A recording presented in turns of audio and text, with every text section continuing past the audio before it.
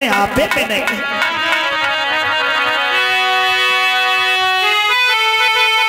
द्रौपदी हो सके तू आई जा, और ये रंग भंग हुई जाएगा। सभा में देखी जो हंसती है, यही हंसना तुझे रुलाएगा।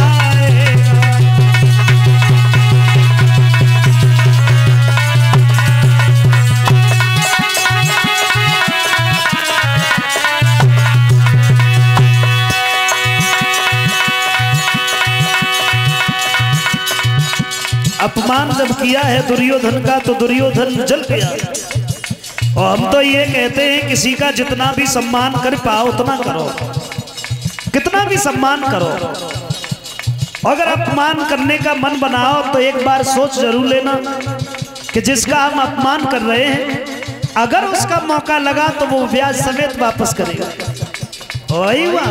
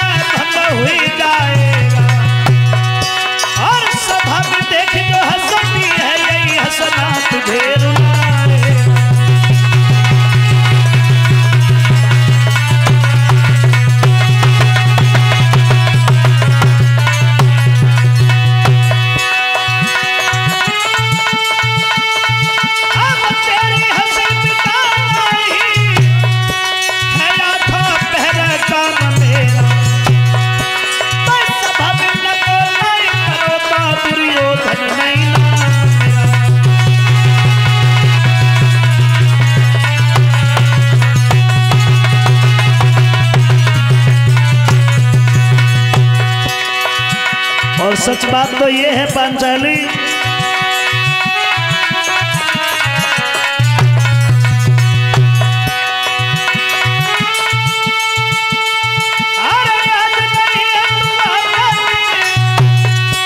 जब भी आपे में आएगी द्रौपदी तू अपनी करनी तय कर मल मल के पछताए।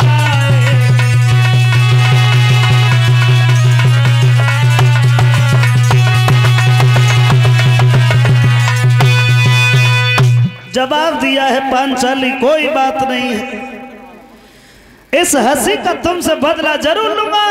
और इतना कहने के बाद दुर्योधन वहां से चला गया। हस्तिनापुर में मामा शकुनी के पास में आया है तो शकुनी ने पूछा क्या हुआ दुर्योधन, वही तुम यज्ञ में गए थे बड़ा जल्दी लौट आए। बोले मामा आज उस 5 पतियों वाली स्त्री ने हमारा बहुत बड़ा अनादर किया है, मुझे अंधे का अंधा कहा है। अब तो कोई ऐसा उपाय बताओ जो हम उस स्त्री से बदला ले सके। बोला अरे मामा वही रखली बताई दे।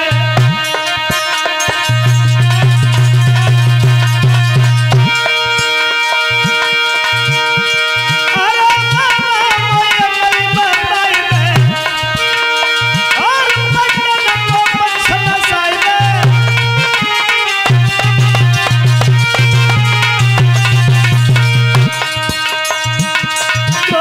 सभा बंधिक लगाई दे।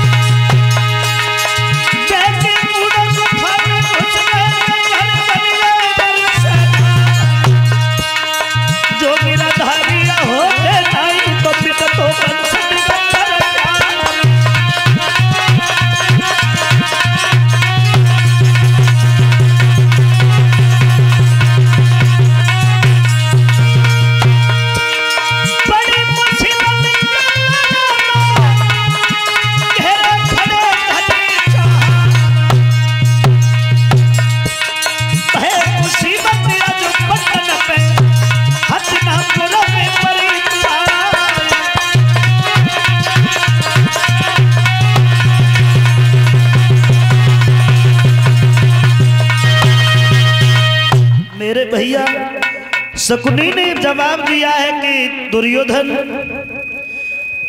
ऐसा करो, एक बार पांडवों के साथ में जुआ का खेल खेलो।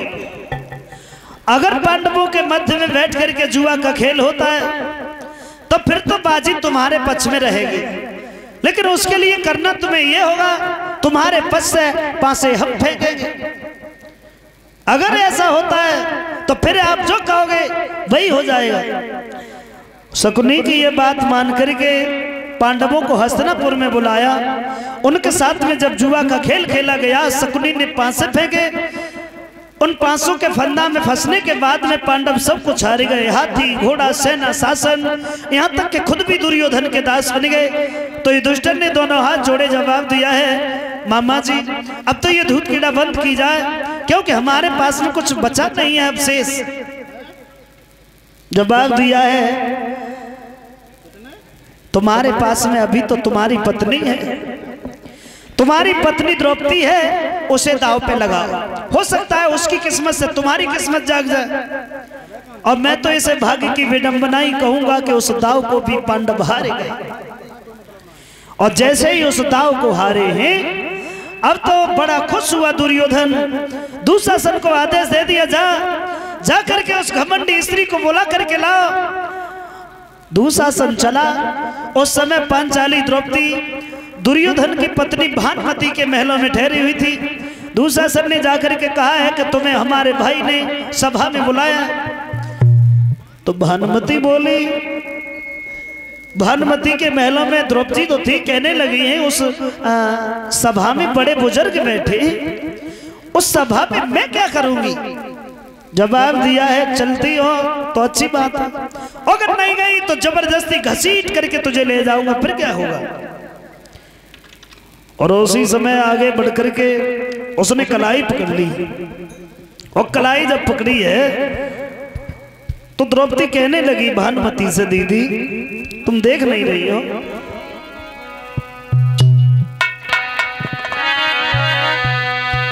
कि दीदी रोका दिबर नहीं मानते गुइया रोका, दीदी रोका दिबर नहीं मानते गुइया रोका।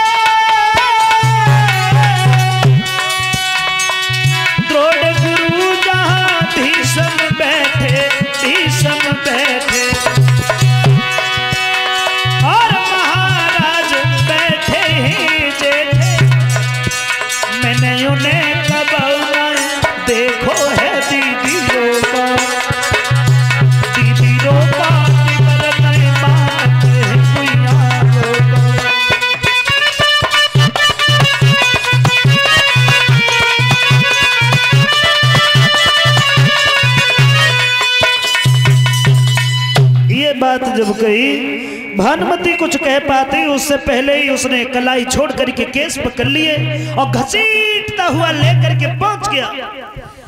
जैसे ही उस राज्यसभा में पहुंचे हैं, पितामह भीष्म, द्रोणाचार्य, महाराज धृतराष्ट्र बैठे, लेकिन गर्दन झुकाए बैठे। पतियों की तरफ दृष्टि गई तो पांचों पति भी बैठे, बोल कुछ नहीं रहे। और जैसे ही गर्दन झुकाए हुए देखा है तो द्रौपदी को बड़ी गिलानी हुई। वो भी स्त्री होती है जिसका एक पति होता है, अपनी पत्नी के स्वाभिमान के लिए अपने प्राण न्यौछावर कर देता है। मेरे 5 पति हैं और उस स्त्री की ये दशा, क्या किस्मत है मेरी। एक पति की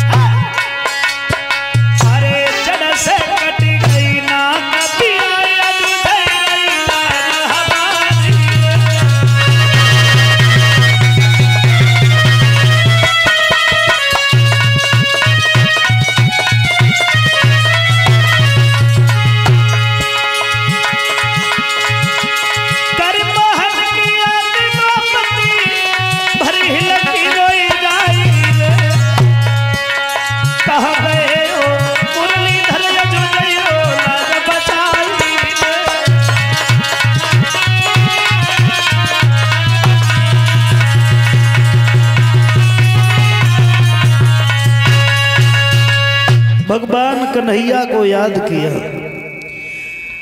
दुनिया के सहारे टूट जाते हैं, अपने भी प्राणी से जब रूठ जाते हैं, तब अंत में भगवान का ध्यान आता है। बाद में भगवान का ध्यान आता है। सुख में सुमिरन ना करें, कहते हैं वो कवि कि दुख में सुमिरन सब करे, सुख में करे न कोई।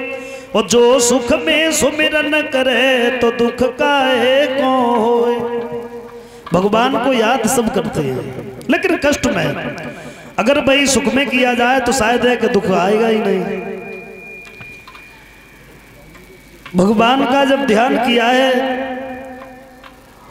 और कन्हैया को याद करके द्रौपदी कहती है, मुरलीधर आज तुम्हारी बहन की वो दशा है कि अगर तुम नहीं आए तो समाज में मोह दिखाने के लायक नहीं बचूंगी मैं, और तुम्हारे अलावा कोई सहारा नहीं है, कोई चारा भी नहीं है। कष्ट इतना है कि कहें तो कहें कैसे, कि सह ना सकूं मैं फिर भी पड़ता है दुख सहना, और कहना किसी से पाऊं अपने ये दिल का कहना, कहना किसी से पाऊं अपने ये दिल का कहना।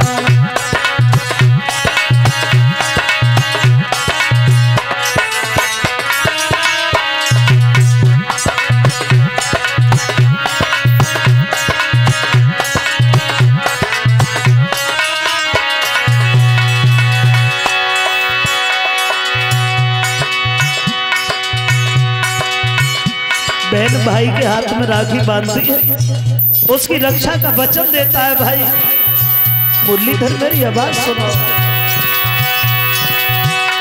सहना सकूं मैं फिर भी पड़ता है दुख सहना, कहना किसी से पाऊं अपने ये दिल का कहना, किसी से पाऊं अपने ये दिल का कहना।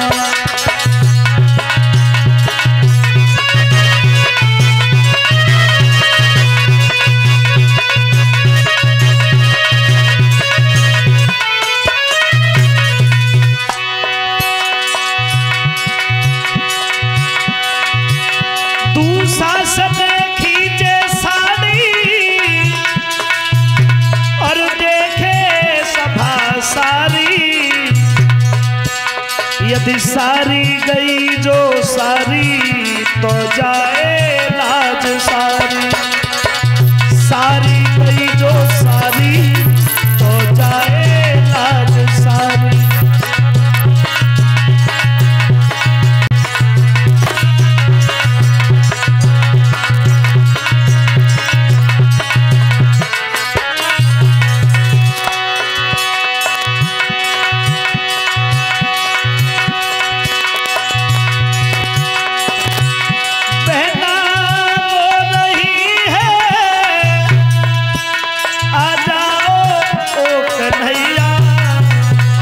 अब राखे लाज तुम बिन मेरी यहाँ को भैया, अब राखे लाज।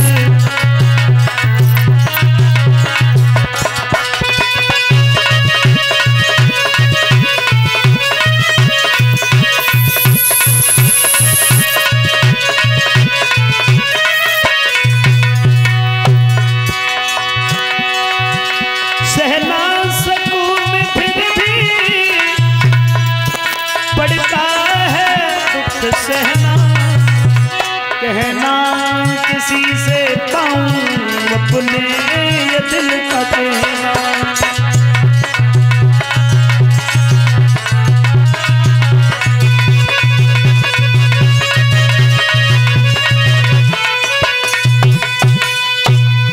भगवान को जब याद किया है कन्हैया को जब याद किया है तो भगवान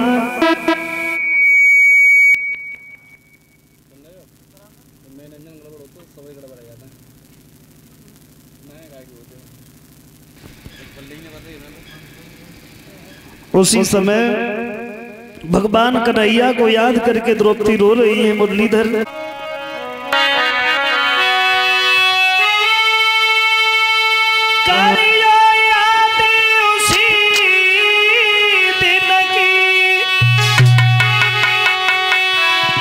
जब अंगुली कटी तुम्हारी थी, उंगली बांधन को भैया साड़ी फटी हमारी।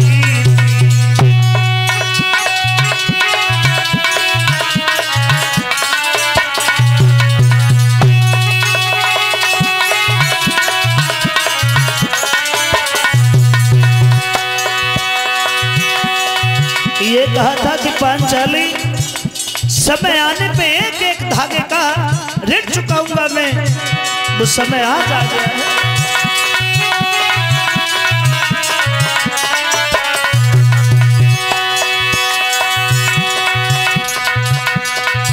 अरे जैसे कपिला गाय बनी में आई सिंह ने घेरी, कोई वैसे ही दीनानाथ दशा भई मेरी।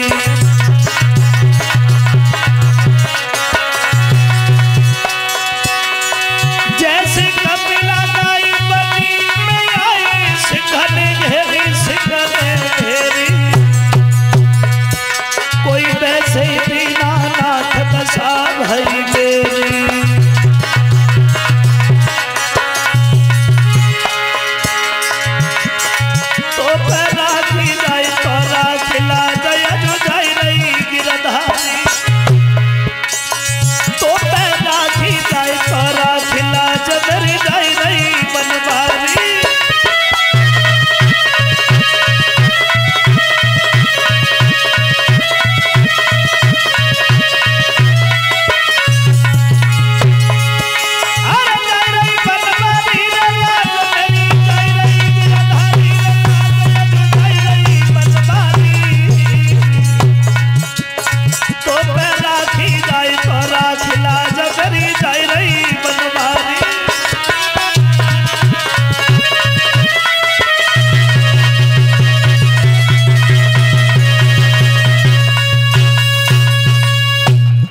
उसी समय भगवान कन्हैया ने जब द्रौपदी की आवाज सुनी है,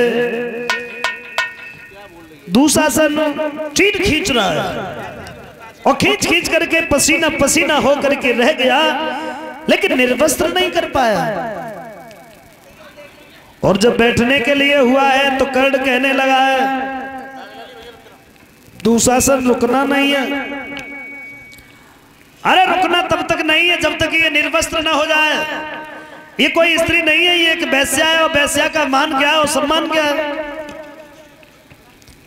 ये अपमान भरे शब्द कर्ण ने कहे। मैंने अभी बताया था कि किसी का जितना भी सम्मान करना है करो, लेकिन अपमान करो तो सोच समझ करके। स्वयंवर जब हुआ था द्रौपदी का, तो भरी सभा में पांचाली द्रौपदी ने कर्ण को ये कहा था कि ये सूत पुत्र है, इसके साथ में मेरा गठबंधन नहीं हो सकता। बस उसी बात का बदला लेने के लिए कर्ण ने द्रौपदी को वैसे बोल दिया। धीरे धीरे धीरे धीरे भगवान कन्हैया की कृपा से द्रौपदी की लात तो बच गई, लेकिन उसी समय मां गांधारी आई हैं, दोनों हाथ जोड़े पुत्री से, मेरे पुत्र को श्राप मत दे देना। अब इसने कार्य तो वो किया है कि अगर इसे मृत्यु दंड भी दिया जाए तो वो कम है, लेकिन अब जैसा भी है मेरा पुत्र है, इसे श्राप मत देना। श्राप तो नहीं दिया। महाराज धृतराष्ट्र ने जितना भी जो कुछ हार गए थे पांडव, वो सब वापस किया है। लेकिन धीरे धीरे धीरे धीरे उन भाइयों के बीच में उसी दिन से एक दरार पड़ गई, बदले की भावना को लेकर के। कुरुक्षेत्र के मैदान में दोनों तरफ से सेनाएं भिड़ गई। पितामह भीष्म द्रोणाचार्य ये युद्ध कर रहे हैं कौरवों की तरफ से, लेकिन धीरे धीरे धीरे धीरे जब युद्ध हुआ है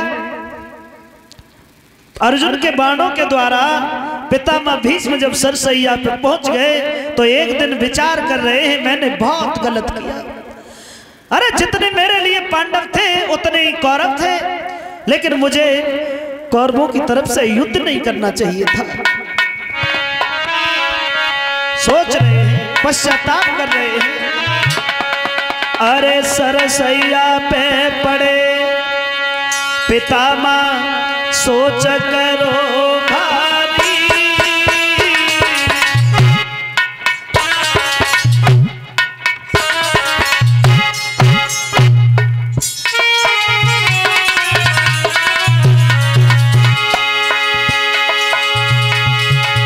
सरसैया पे पड़े पितामह सोच करो भारी, मैंने पक्षपात करी दई विधाता कैसी मत मारी, मैंने पक्षपात करी दई विधाता कैसी मत मारी।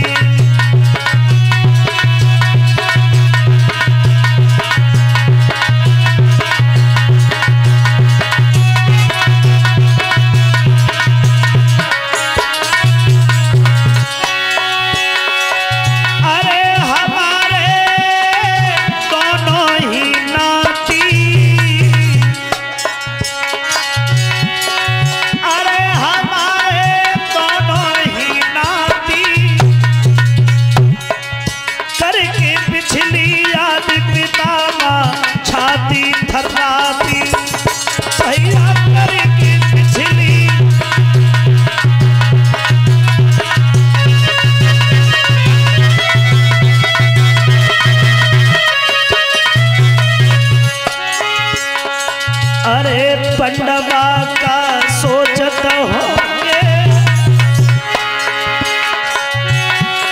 अरे पंडवा का सोचत होंगे, धर्मराज दरबार जाई हम का जवाब देंगे, अरे धर्मराज दरबार जाई हम का जवाब देंगे।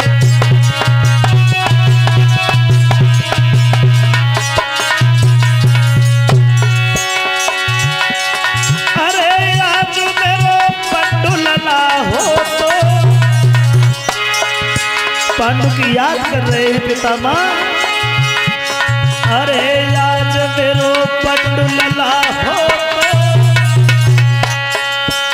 कोई भारी लग रही प्यास पिलाई का गंगा जल दे दो, कोई भारी लग रही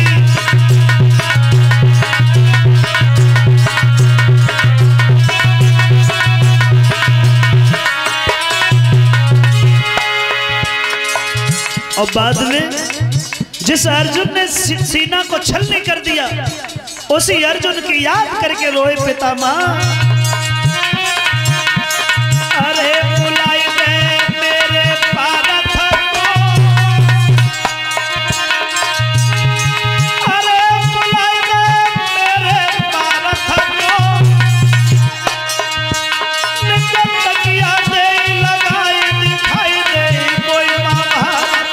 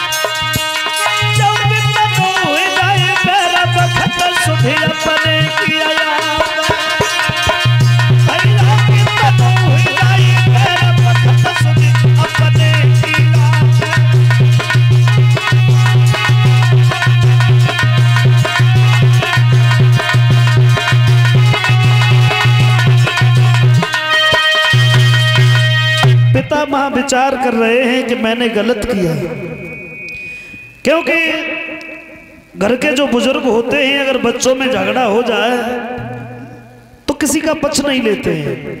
लेकिन मुझसे तो बहुत बड़ी भूल हुई। जितने पांडव हैं हमारे लिए उतने ही कौरव थे। मुझे युद्ध नहीं करना चाहिए था इनके पक्ष में। पांडव क्या विचार कर रहे होंगे, बड़े दुखी हैं। और उन्हीं पितामह भीष्म के बाद में कौरव सेना का सेनापति कर्ण को बनाया गया। और कर्ण से एक दिन दुर्योधन ने ये कहा है, भैया समझ में यही नहीं आता है, हमारे तरफ से बड़े बड़े योद्धा मारे गए लेकिन पांडव अभी 5 के 5 जिंदा हैं।